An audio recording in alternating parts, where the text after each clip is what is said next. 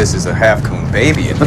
Oh! Just because she was pregnant with a black police officer's baby, a group of thugs attacked her, kicking her violently in the stomach before fleeing the scene arrogantly. Little did they know they would pay a terrible price. When the officer learned what had happened to his wife, he rushed to the hospital. Fortunately, she was still somewhat conscious. After describing the thug's appearance to him, she was taken into surgery. Seeing his wife injured, the man was filled with regret. Right before the attack, they had been eating together, but David had been called away for work. That separation had led to her being hurt. He swore he would make them pay, but his colleagues noticed his state of mind and quickly tried to calm him down, reminding him that as a law enforcement officer, he couldn't act on impulse and that his wife needed him. Eventually, he regained his composure. Thankfully, after several hours of surgery, his wife was out of danger. But unfortunately, the baby had suffered severe damage and couldn't be saved. When he heard the news, the man froze. However, the chief then arrived with good news. The thugs had been arrested and were in custody. David pretended to stay calm, but once night fell, he quietly left the hospital while his wife slept and returned to the police station alone. He sent the on-duty officer away and made his way to the jail. The thugs, oblivious to their fate, began mocking him, confident that they were protected by the law and that a police officer wouldn't dare touch them. But they had underestimated a father's rage. He selected a suitable weapon and approached them. The thugs continued to talk tough, insulting his wife and claiming they felt no regret. That was the last straw. He charged into the cell block and attacked them. He managed to take one down, but he had overestimated his strength and was quickly ambushed from behind. He was moments away from losing consciousness when the bald leader began mocking him again. Enraged, the man broke free and took out the underling with one kick.